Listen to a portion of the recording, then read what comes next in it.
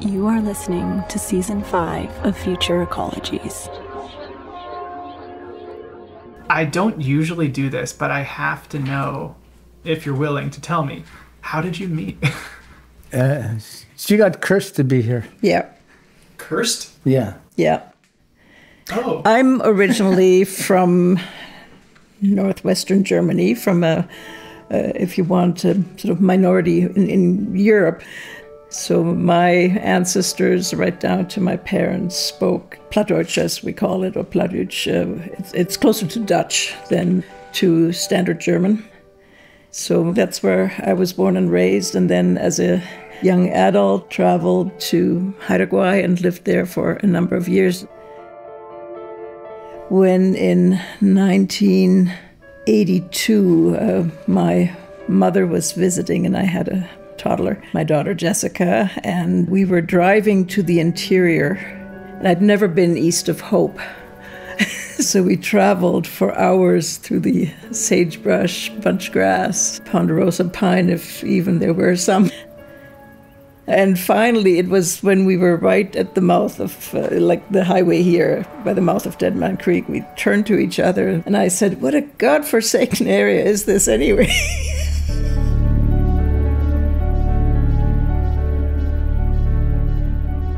We've said ever since that's when I cursed myself to live here for the rest of my days. And of course, I came to Secwepemc territory just a bit after that.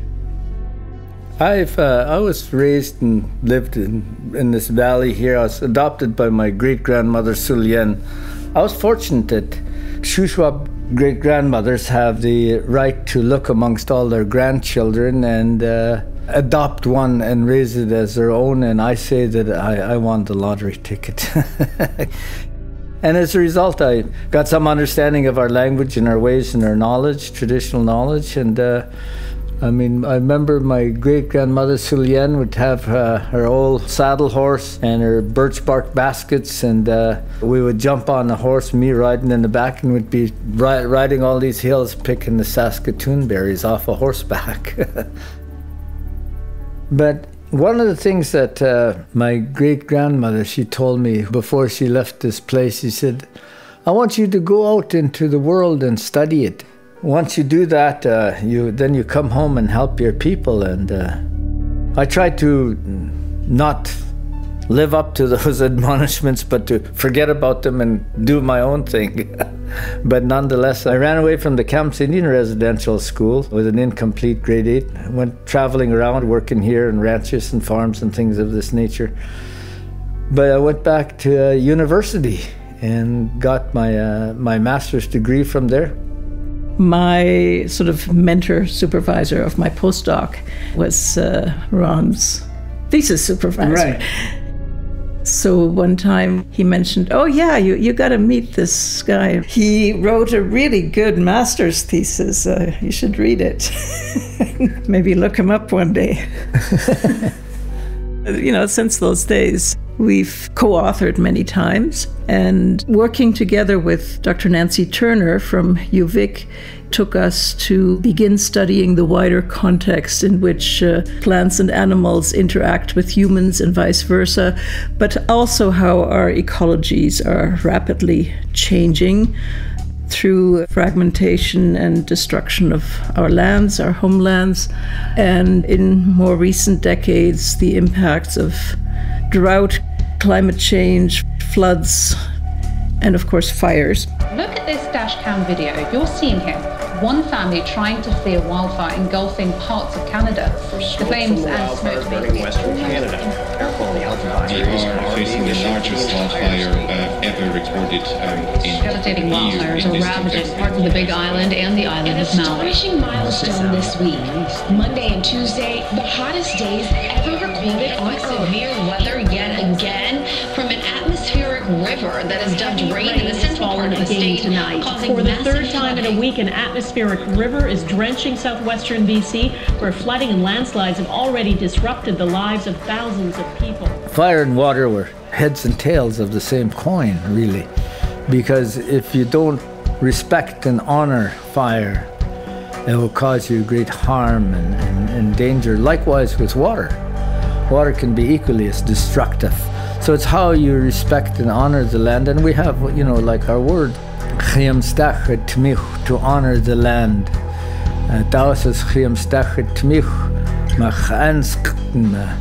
If you don't honor the land will turn on you. And you'd experience great grief and sorrow through floods and fires. And basically, that's what's happening with us today.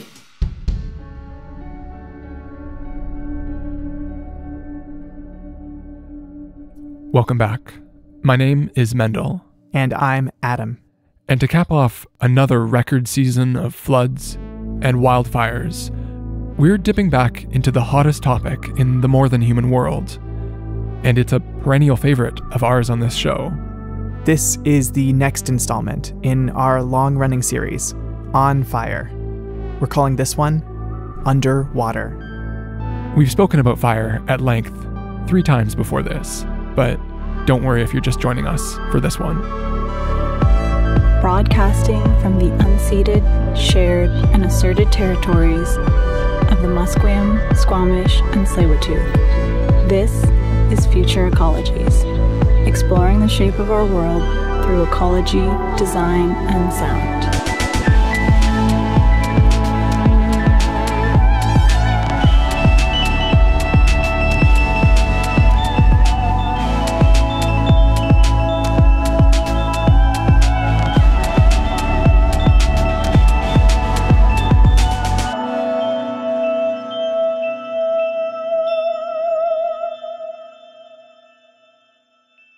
So, Adam, another year, another record-shattering fire season, and a seemingly endless list of disasters close to home and around the world. Mm-hmm. Plus, unprecedented heat waves, with scientists reporting the hottest day ever recorded.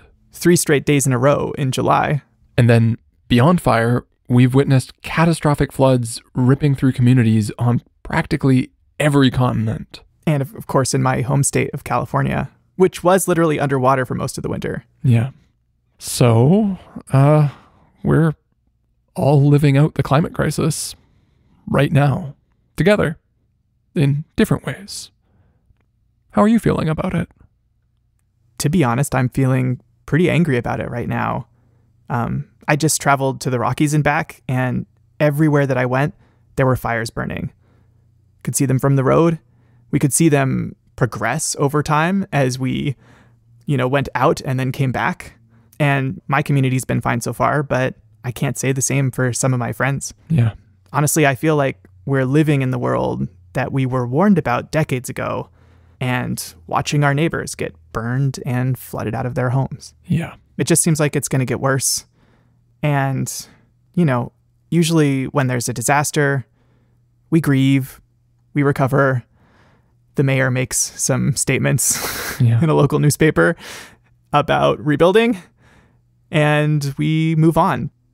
So I guess the question that we have to ask ourselves under these circumstances is, what does recovery look like when the disaster just never ends, when it just keeps going? What does recovery mean when the crisis that we're experiencing is chronic? Well, to start to answer that question, I think we have to rewind the clock a little bit. We're going to go back to 2021 in my home province of British Columbia, where during the summer, another unprecedented heat wave, or heat dome, which is a word we now all know, but at the time had never heard before. Yeah. That heat dome hit the Northwest. That was the summer that the town of Lytton in the interior of BC experienced the highest temperatures ever recorded in Canada. Coincidentally, for 3 straight days in a row in July. Yeah. And then was razed to the ground the next day in a massive wildfire, one of hundreds that would burn throughout the province that summer. Then later that fall, an atmospheric river. Which is another term that most of us learned for the first time in 2021. Yeah. That resulted in massive floods across the Northwest. And in BC, they were so bad that they literally severed major highways, cutting Vancouver off from the rest of the country for a time. And both Mendel and I were living through all of this and trying to make sense of it as well. So we turned to someone that we knew might have some answers.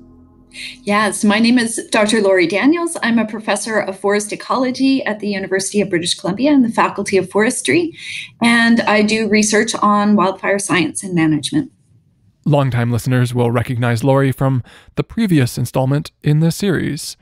So there we were, in the spring of 2022, still reeling from the disastrous floods of that previous autumn and thinking back to the fires from that summer.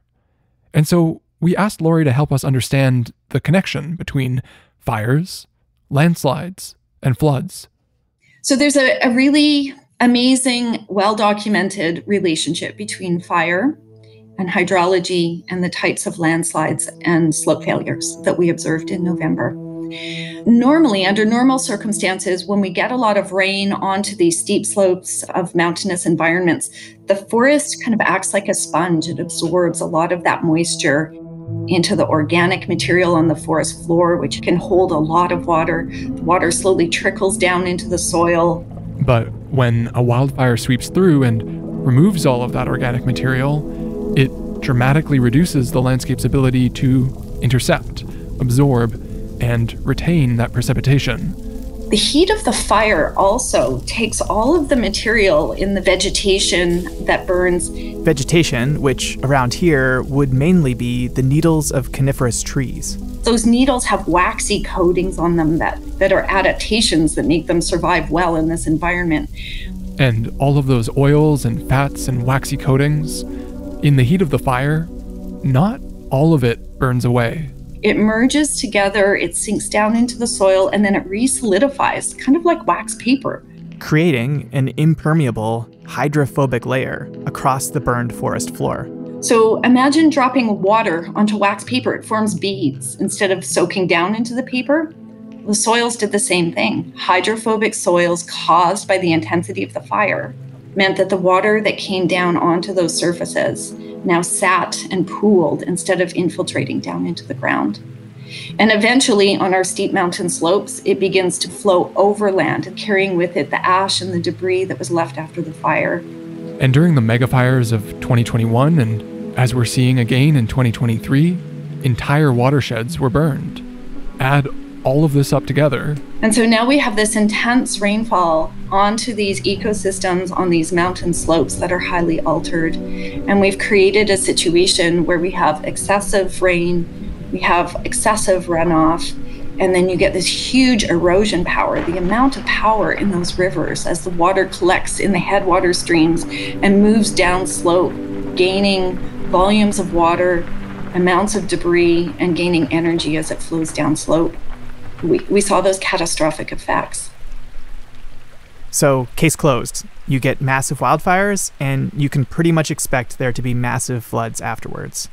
It's all interconnected. It's a classic disturbance cascade, that started in June and culminated in November and will have lasting impacts for years, if not decades, in British Columbia.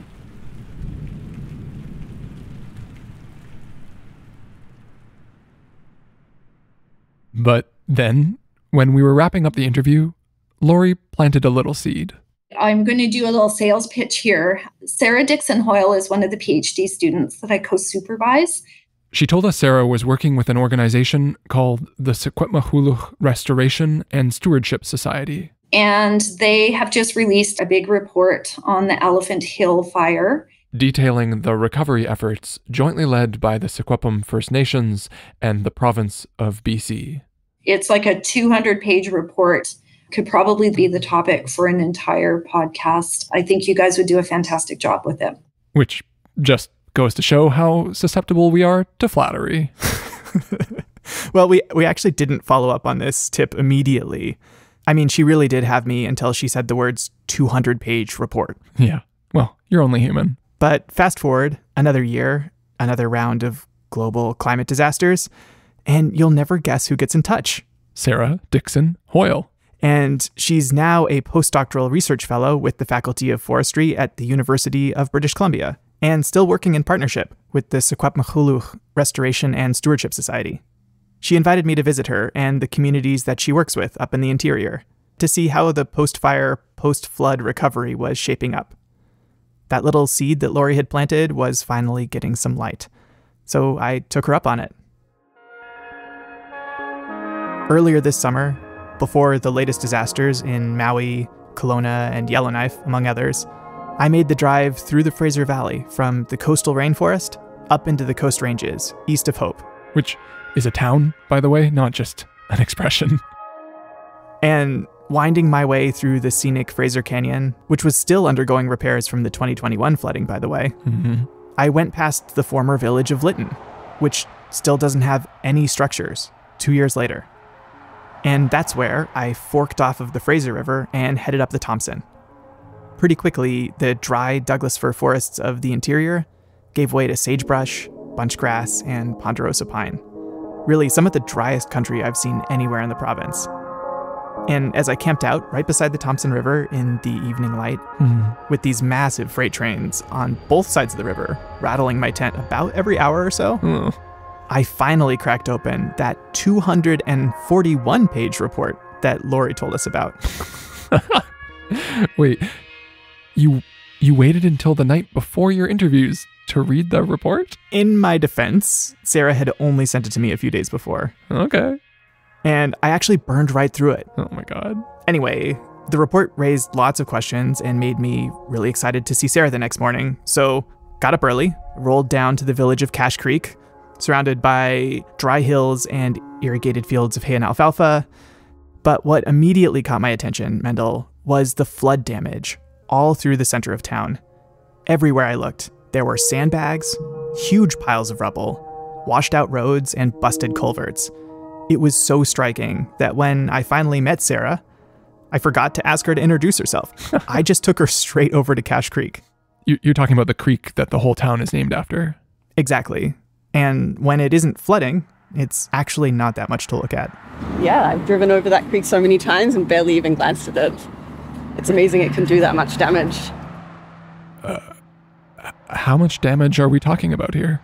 I mean, this used to be a bridge. This used to be a road into town. We're standing at what used to be a road and is now essentially just a bunch of riprap with Cache Creek running through it.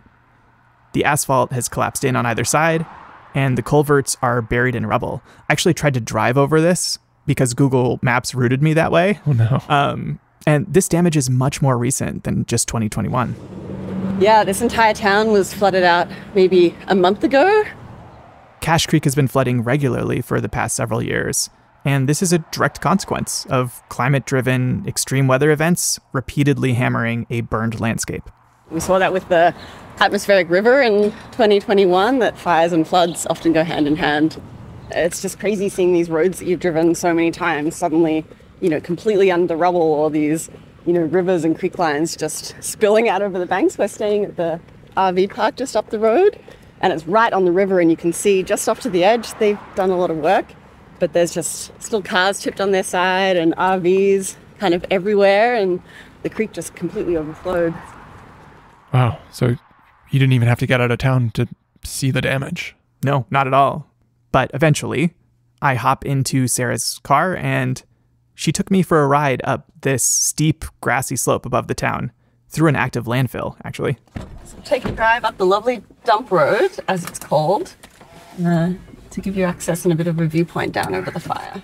And pretty soon we start to see some trees, but they've seen better days. I look around, we're in this incredibly dry, almost desert ecosystem. It's sagebrush, it's bunch grasses. You look up on the hills, it used to be forest, and now it's really just burnt sticks.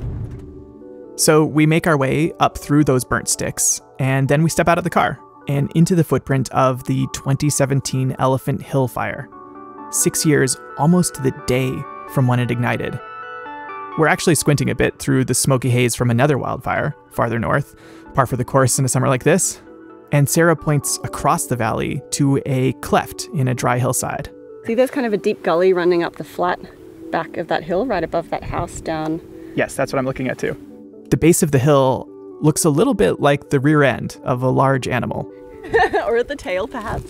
And then you go up and it's the elephant's back. And then it's kind of hard through this haze but you can almost see like a big elephant ear and then a trunk. So this big hill here is Elephant Hill. I see. Elephant Hill looks like an elephant. Yeah, yes, it does. And that's where the fire started down near Ashcroft on a really hot, dry, windy day. Wait, isn't Ashcroft where... Yeah, the fire ignited just a few kilometers from the Ashcroft Indian Band and burned right through the reserve. Which we heard about from Chief Maureen Chapman back in part 3 of this series. Yeah, it was an awful day. Just the heat and the wind on that day just pushed that fire up over the provincial park, up over Elephant Hill, down to Cache Creek, and then it jumped the highway and was off. After burning around the village of Cache Creek, the fire found its way into the forested plateaus of BC's interior, consuming almost 200,000 hectares and releasing about 38 million tons of greenhouse gas. It happened so quickly that people who were out on the road just doing errands that day got trapped on the wrong side of the fire and had to camp out until they could get around again. So Sarah and I were basically staring at the epicenter of one of the largest megafires of 2017, a fire season that put the term megafire into our collective vocabulary. And now here it was, 6 years later. We're walking in what used to be an interior Douglas fir forest and now really is quite a weedy grassland with the remnants of those trees. So we have these really tall, completely blackened trees. A lot of them have been falling down, coming down over the last few years. I'm sure we're actually still seeing some mortality from the fires. You know, you look around here and I can't see a single green tree anywhere. And not only are there no green trees, I couldn't see any tree regeneration, like at all. Mm-hmm. You've got to remember, this was a Douglas fir forest, and it's been 6 whole years. You know, it was burnt right down to mineral soil. There were these big treacherous holes that you had to be careful of where fire had just burnt out the roots under the soil and completely right down, consuming all organic matter. So we're not seeing a lot of natural tree regeneration in these forests here at all, particularly in these really dry sites here. Eventually, we do bump into a few ponderosa pine seedlings, but they've been planted as part of the recovery efforts. Otherwise, it's sort of a mix of weeds.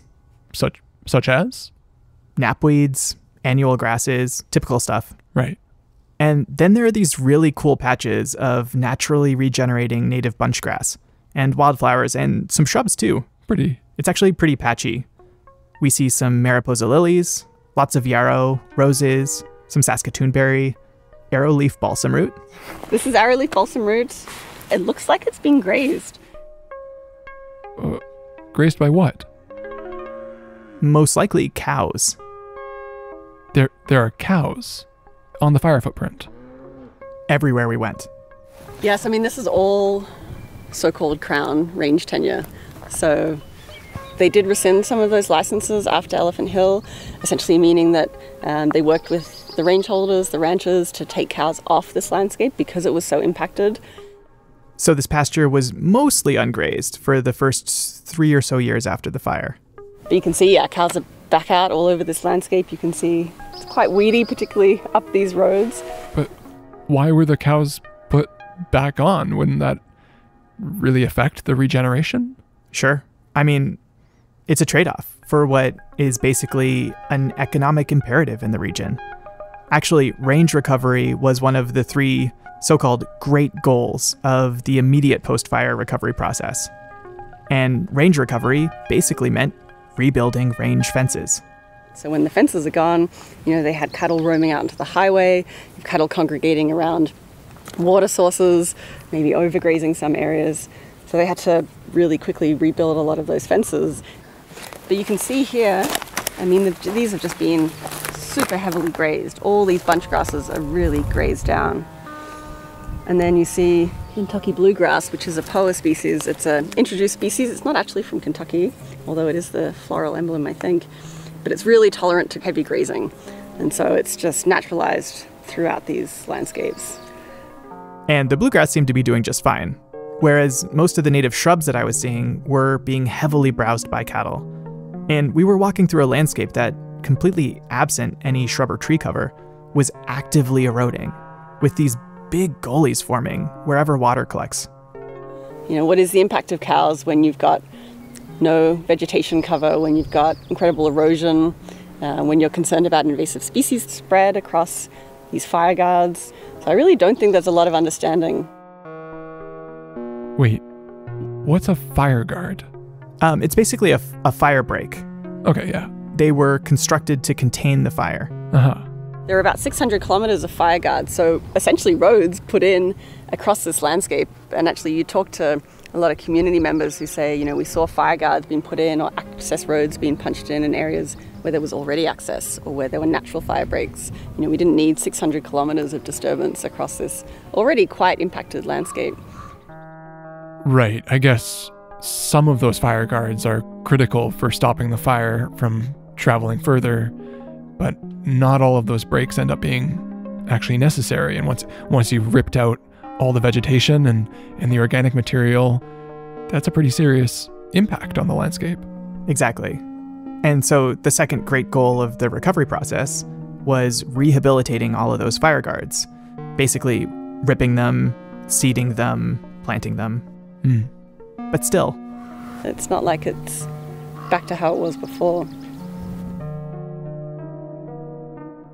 This is especially the case in areas that burned with high heat and high severity. But that isn't the only story for this landscape. No? No. So we hopped into the car and went a bit further uphill. Sarah wanted to show me some of the areas that burned less severely, where there were still species of cultural significance to the Secwepemc people. Whose territory this is? Yes, along with the Inclapamach. So she walks me up to this area where there's a fence and a cattle guard across the road. And the difference from one side of the fence to the other is just crystal clear. Yeah, you can see on one side it's pretty heavily grazed. The other side we've got really tall fireweed, we've got balsam roots. If we go a little bit further up in there, we've got these beautiful patches of chocolate lily. So we walk over to this field of native wildflowers and grasses, still surrounded, of course, by the remains of burnt trees. Of course. And it's full of chocolate lilies. You must have been in heaven. I mean, they were all mostly gone to seed at this point, but yeah, I could picture what they had been like when they were flowering. It's actually really nice to get you talking plants on the show again. I know, it's been so long. So we set up a number of plots in the fire, outside the fire, at these different elevations, and specifically targeted areas that had this high abundance of these culturally important plants. And they're studying these plots to try to understand how different severities of fire at different elevations impact the regeneration of native plant communities. So, what are they learning? Well, nothing's published yet, but the preliminary results are that in areas where the fire burned with low to moderate severity, there's been a really strong regeneration of native plants, and especially those culturally significant ones. That's encouraging. Definitely. On the other hand, though, areas that burned with high severity had much poorer regeneration overall. Less culturally significant plants for sure, and more introduced weeds. Right. And since these megafires are burning so much of the landscape at higher and higher severities, it means lots of areas with poor regeneration. And then you have to layer on all of the other variables. Some of those are differences in elevation, microclimate, moisture, or soils. But so much of it is variation resulting from human impacts. Yeah. So we're thinking not just about fire, but how fire is interacting with these other disturbances that are kind of layered historically and still now onto this landscape. Right, like roads and fire guards and livestock. And forestry. But it turns out that fire severity is still a key variable. There's not just one kind of monolithic fire. There's so many different types of fire, so we need to be thinking about when is the fire burning, how intensely is it burning, how much is it consuming that vegetation, what season is it burning in, and what ecosystem is it burning in, and what are the specific adaptations of plants or animals in that area to fire. So if we look around at an ecosystem like this, it would have been a relatively open, very dry Douglas fir forest. Historically, this is characterized by more frequent low-severity fires, maybe, sporadic, more high-intensity fires, but predominantly this was a kind of low to mixed-severity fire-adapted ecosystem. So these kinds of fairly frequent, really large and intense fires that are killing all of the trees like this are probably not characteristic or typical of what this ecosystem is adapted to. My major takeaway from that experience is that the areas that burn at the highest intensities just aren't recovering that well. We found across all these forest types, across Elephant Hill, we're seeing fairly limited short-term recovery. We're seeing low species richness, low species diversity. But in contrast, in areas that burned at kind of low to even moderate severity, we actually saw a really high abundance of species of cultural significance. So species perhaps that were managed with fire, or are still managed with fire in some areas. So even compared to areas that aren't burnt at all, we're actually seeing higher diversity and more cultural species in those areas that had maybe some of that cool ground fire come through. So that really speaks to the potential for restoring some of these areas by putting the right fire back in the right place at the right time.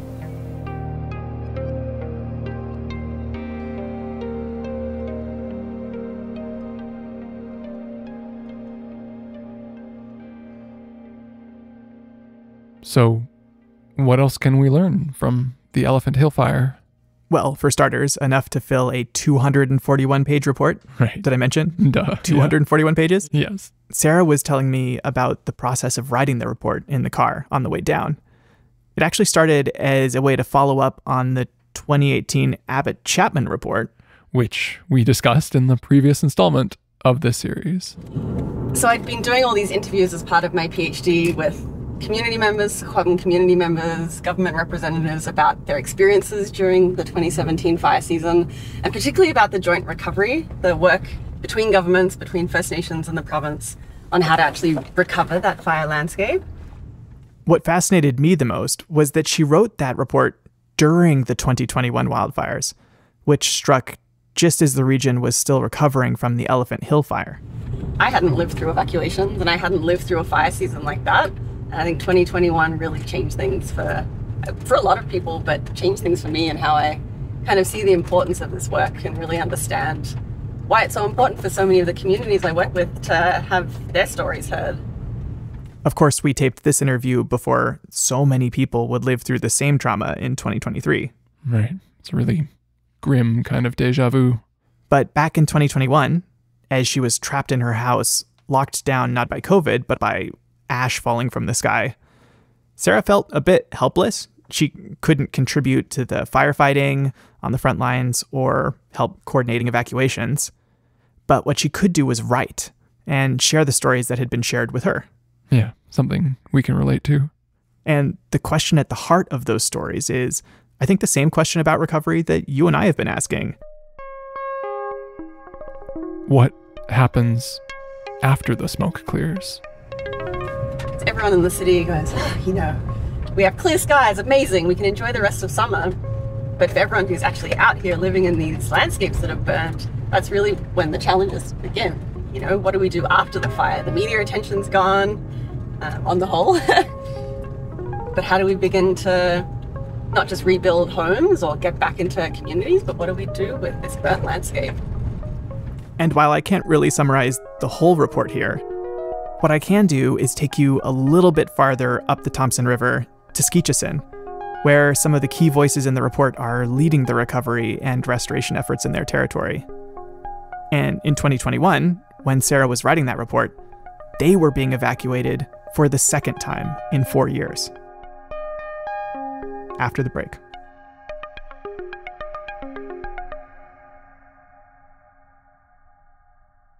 Hey, this is the spot where most shows would play ads. But ads don't support future ecologies. It's people like you who do. Maybe you care about independent media and editorial freedom. Or maybe you just want nerds like us to keep telling stories and making art. Or, more importantly, making a space to have these deep discussions on the complex eco-social issues that are relevant to all of us today. No matter the reason, every single supporter makes a real difference in our ability to make this show. You keep the lights on. You help us bring on guest producers, and you make sure contributing artists and musicians get fairly compensated. For just $1 a month, you'll get a whole extra podcast feed where you can be the first to hear our latest episodes, plus an assortment of bonus content. and hang out with the whole community in our Discord server.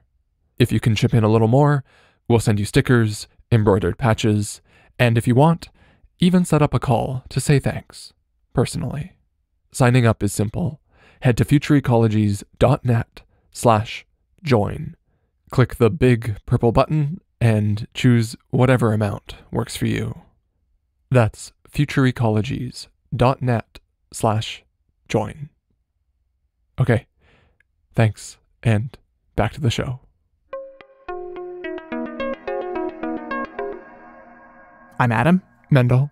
This is Future Ecologies, the fourth installment in our On Fire series, which is of indeterminate length, kind of like our increasingly unpredictable fire seasons. And at this point, in this particular episode, I'm heading from the 2017 Elephant Hill fire footprint over to the 2021 Sparks Lake fire footprint near Skeetchison Indian Band. And Sarah Dixon Hoyle has brought me here to meet Sam Draney from Skeetchison Natural Resources. And the minute we roll up to the offices, Sam packs us into her truck, and I also forgot to ask Sam to introduce herself. That's strike two. In my defense, she had literally the cutest puppy ever curled up in her backseat. She's got so many dog breeds in her. I just call her a designer Resma. All right. That gets a pass. By the way, did you tape all of your interviews in moving vehicles? It was just that kind of day. Sorry, Mendel. Anyway, the first thing that Sam does is to give me a bit of a lay of the land.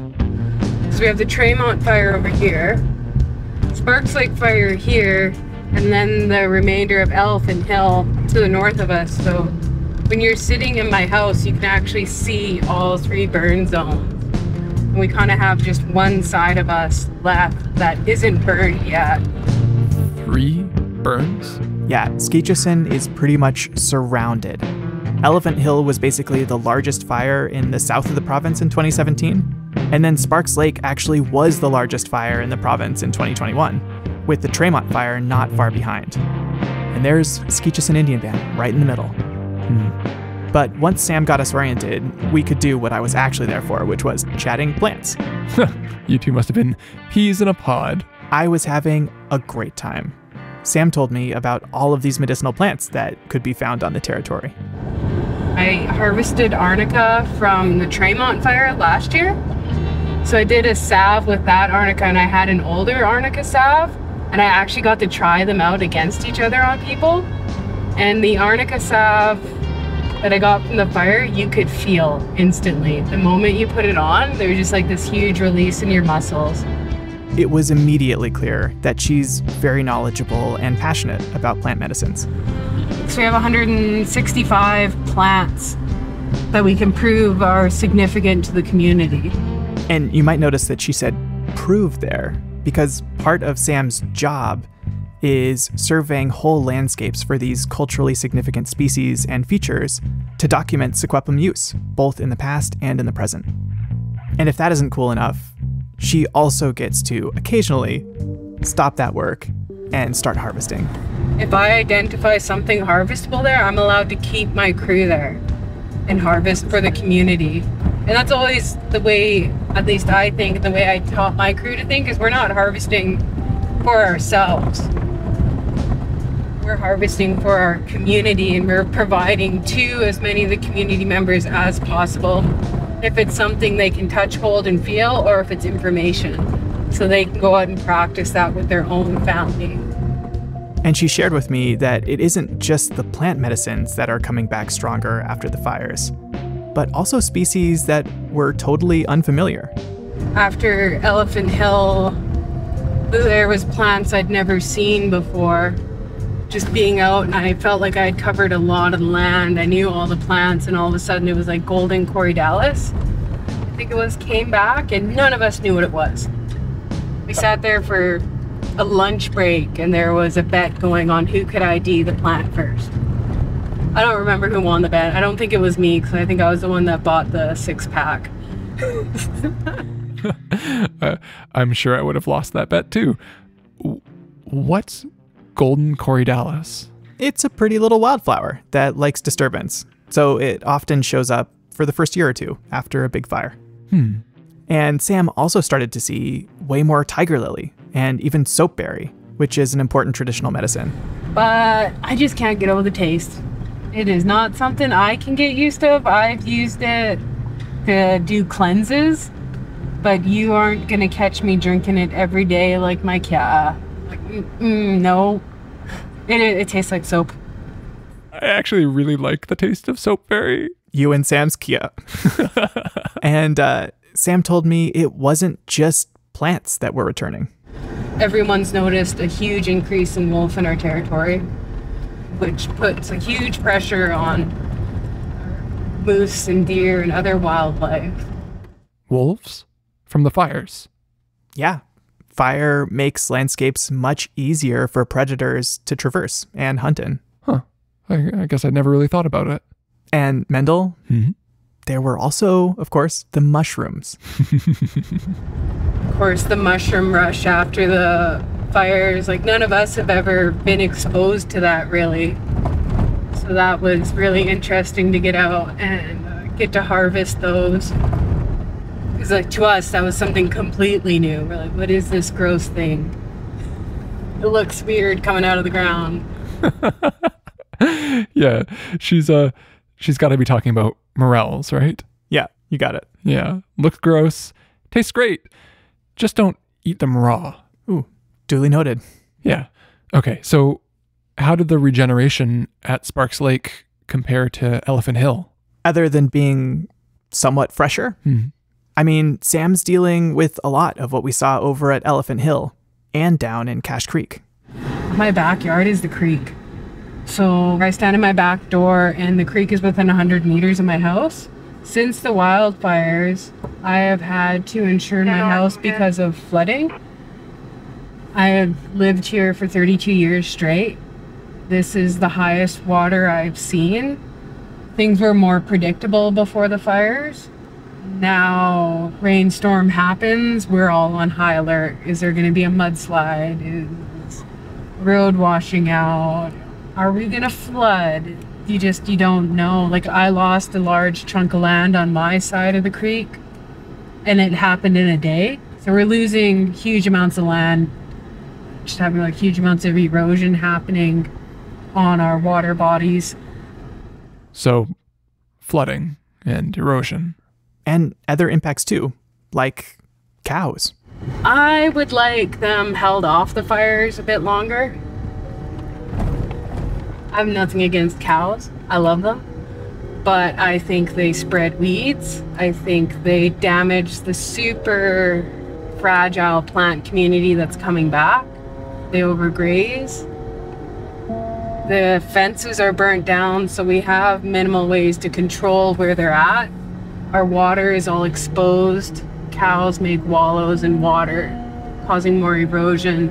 Cows overuse trails, again, causing erosion. But I don't see a way for us to keep the cattle off. Right. More of the same. Yep. And linear features like roads. The amount of roads we have in our territory is a big issue. And fire guards. I think most of them have been rehabbed now. That happens pretty fast after the fire. They'll go and rip up the guards so you can't drive down them again. But even just putting in the fire guards had unintended consequences. The one thing that really got to us is right here is our community potato patch, an Indian potato, Spring Beauty. What's an Indian potato?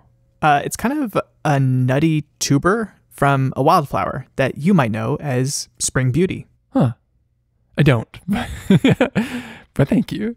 I'm just giving you the benefit of the doubt there. Yeah. Anyway, Sam and her team had set up test plots to study how different variables and treatments impact the growth and yields of those Indian potatoes. Hey, cool. But the province accidentally built a fire guard right over one of the community potato patches. Huh. Less cool.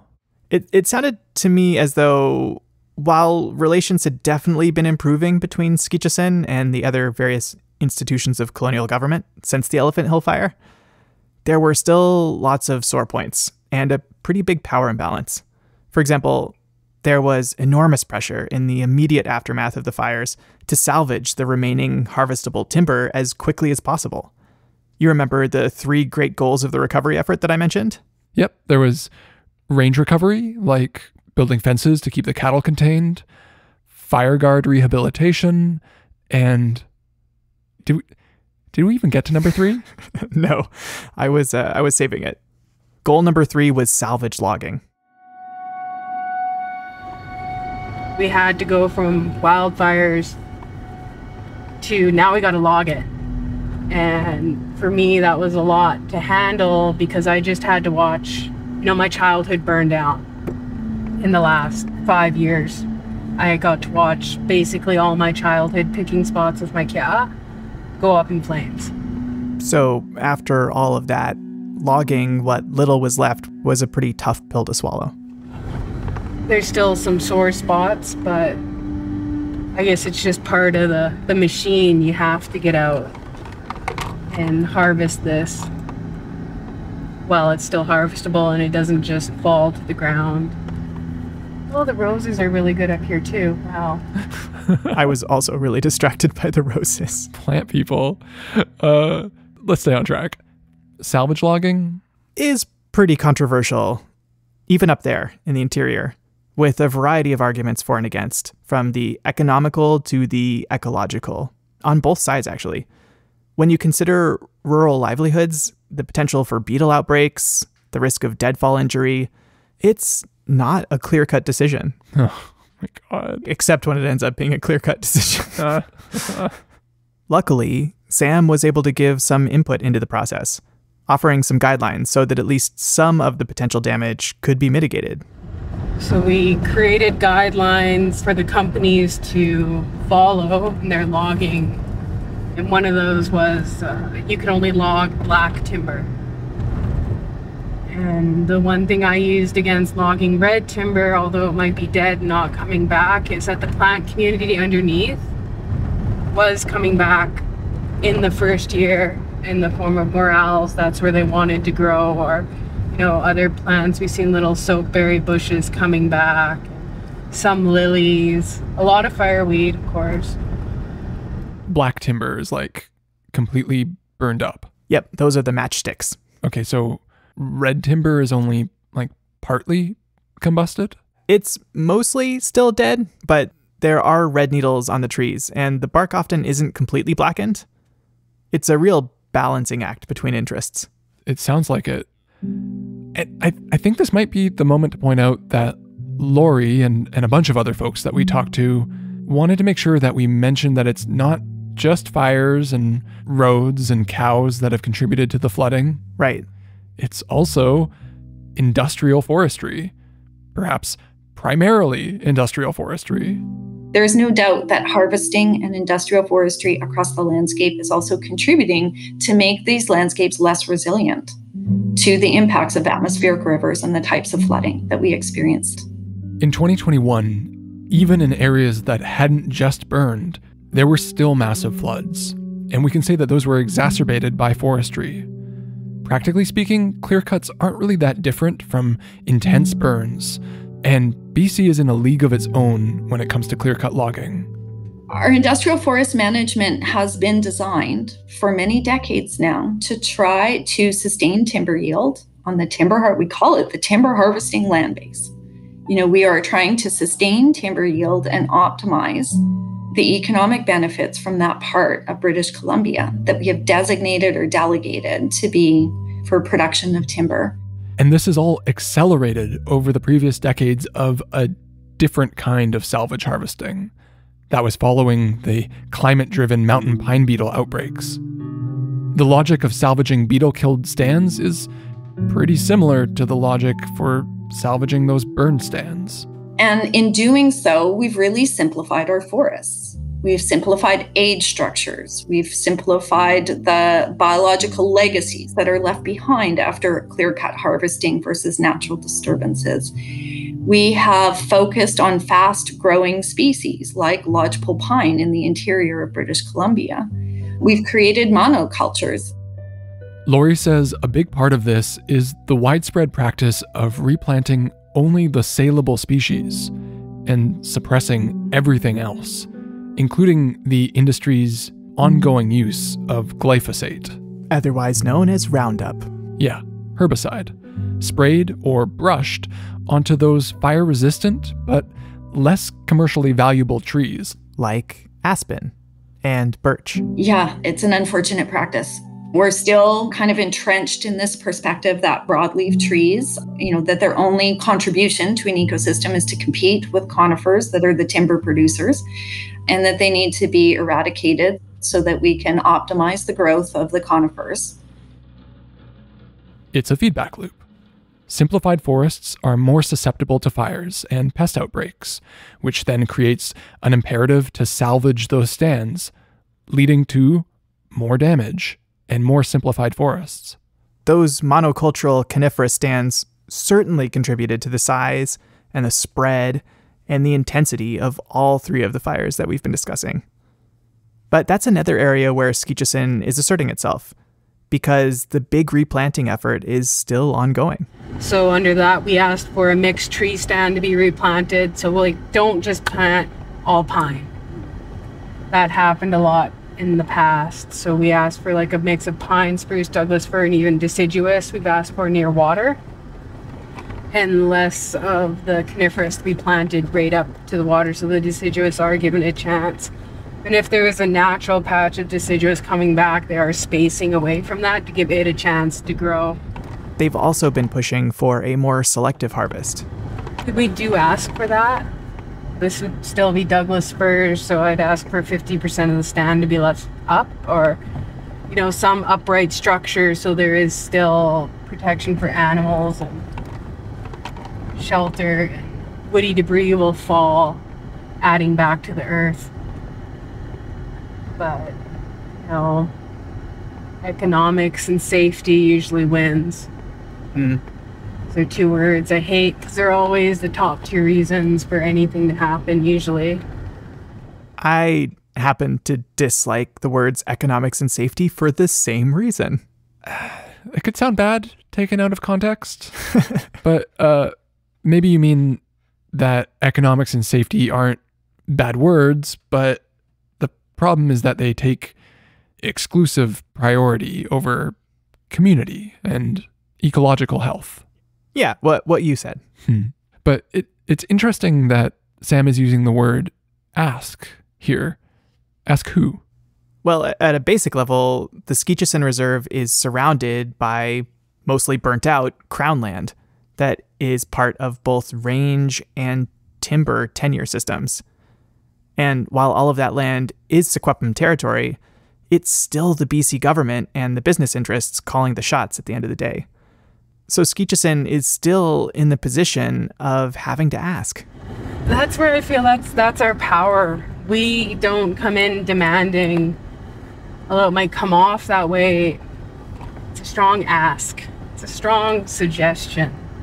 Strong, you should probably do this, but we still get thrown back kind of science and stuff like that, or they have to do it this way because it's been done that way. Whether it's economics or safety, science or tradition, they can all just sound like justifications sometimes for the status quo. Right. As far as I can tell, while there is a general consensus on an overall improvement in working relationships in the region since the megafires, it's still hit and miss at an individual level. And a lot depends on personal relationships and trust, because the colonial structures and power imbalances are still very real. I won't lie, I do not have a relationship with BC Wildfire. I had a pretty hard go with them on mainly Tremont. Sparks Lake, they were very respectable. We went across the river to Tremont, completely different story. I ended my working relationship with them there. I've yet to really rebuild that with them. And even at Elephant Hill, things got off to a pretty bad start. We weren't invited onto Elephant Hill at the start of it. We just went out and we were doing our own territorial patrol. We were doing our own reporting system on the fire because we didn't feel like we were getting the right information and up-to-date information from BC Wildfire. And that is how Sam Draney became a fire watcher. what is a fire watcher? Well, starting out, actually, she says she was a fire bug. We've always been firebugs in Skeetcheston. A lot of it when I was younger was more just getting to sit back and watch the older people do it, but then I eventually grew up and I got my own burn rake, and that's all we usually use is just a steel rake and scoop up some weeds, dry weeds with that, light it on fire, and you kind of just walk along and start stuff on fire in a planned way. And I hear that from a lot of people, that like burning was something that we've always done from a young age, and it wasn't something scary where you, of course you have to be safe, but you know, the kids were still involved. Unsurprisingly, these firebug activities can be another area of friction with the province, especially on lands beyond the boundaries of the reserve.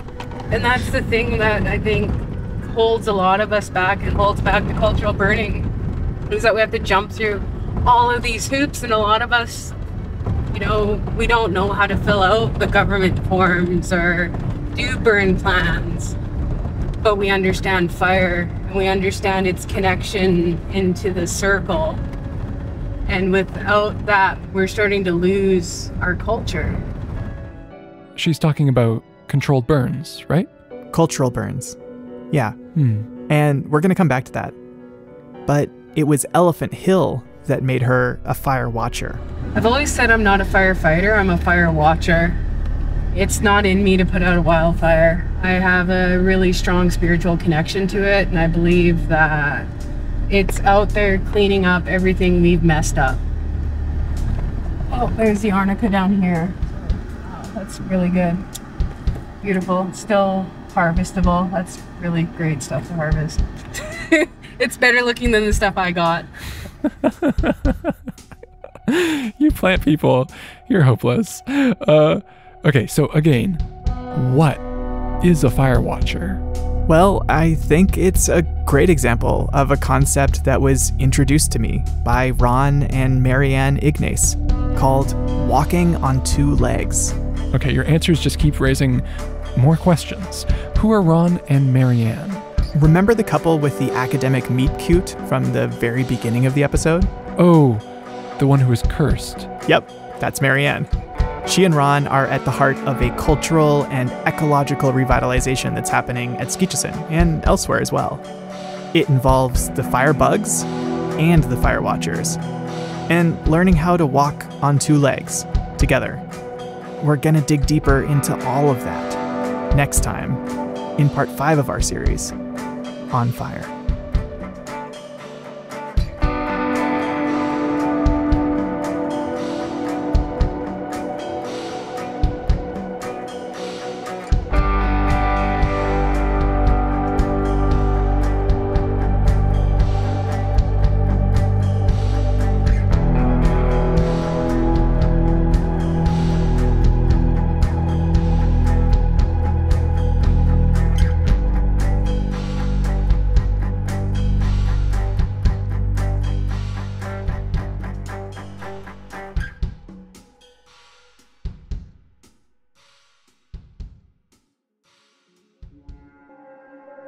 This episode of Future Ecologies was produced and hosted by Adam Huggins and me, Mendel Skolsky, with the voices of Laurie Daniels, Sarah Dixon Hoyle, and Sam Draney, plus Marianne and Ron Ignace, and with music by Thumbug, Any Angled Light, and Sunfish Moonlight.